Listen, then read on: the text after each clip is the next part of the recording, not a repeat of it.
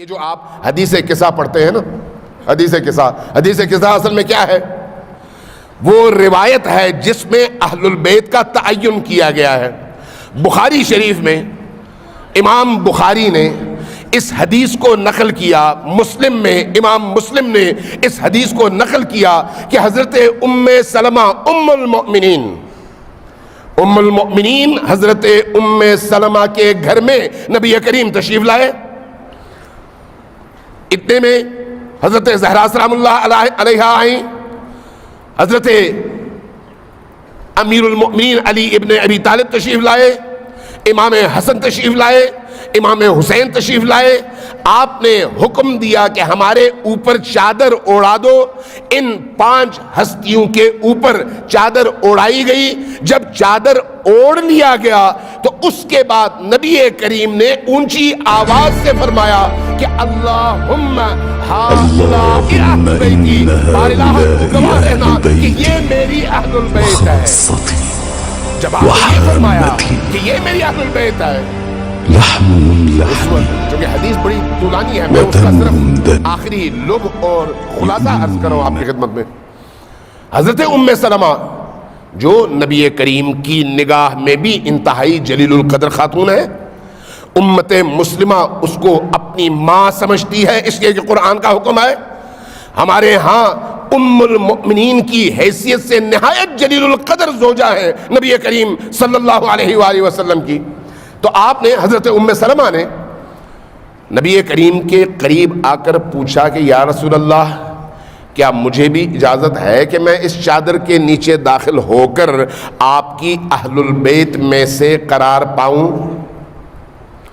آپ کے لیے قابل توجہ نکتہ ہے۔ کیوں یہ میں کیوں اس اگلے حصے کو بیان کرنا چاہ رہا ہوں؟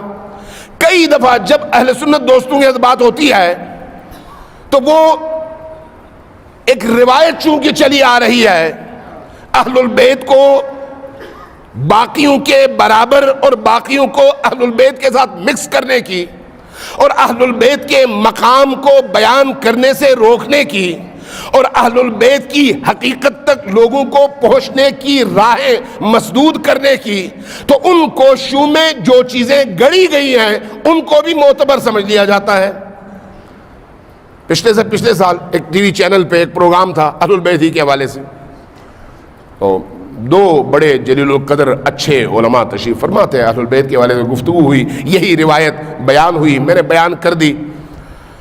جب بیان ہوئی تو ایک صاحب نے، مولانا تھے اور نامور مولانا تھے، اٹھ کر کہا کہ اہل البیت میں دیکھنا چاہیے کہ کون کون لوگ شامل ہیں۔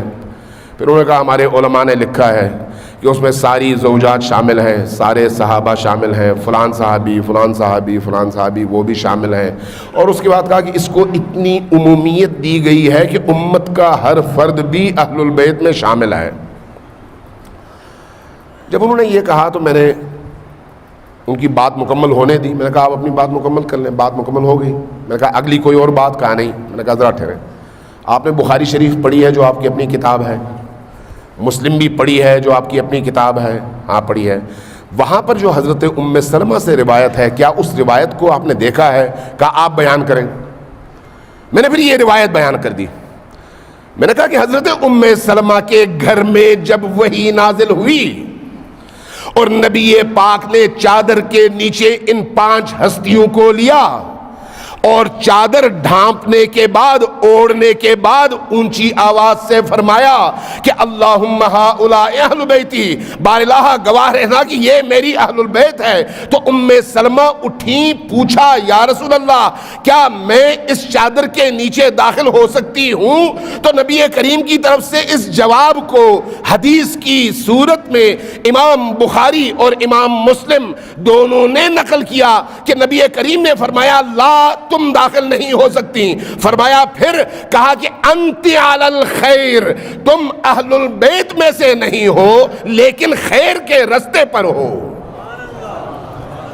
جب نبی کریم کی اتنی اچھی پاکیزہ بلند مرتبہ زوجہ کو نبی کریم نے اس حدیث کے تحت اہل البیت میں شامل ہونے سے روک کر کہا کہ اہل البیت صرف یہی 5 ہیں یا پھر علی و فاطمہ کی نسل سے آنے والی وہ ہستیاں ہیں جن کی تعداد اور جن کے نام یہ ہیں، تو پھر ہمیں کون یہ حق دیتا ہے کہ ہم کسی کو بھی اہل البیت میں شامل کرنے کی جسارت کریں اور اللہ اور اس کے رسول کی مخالفت کریں؟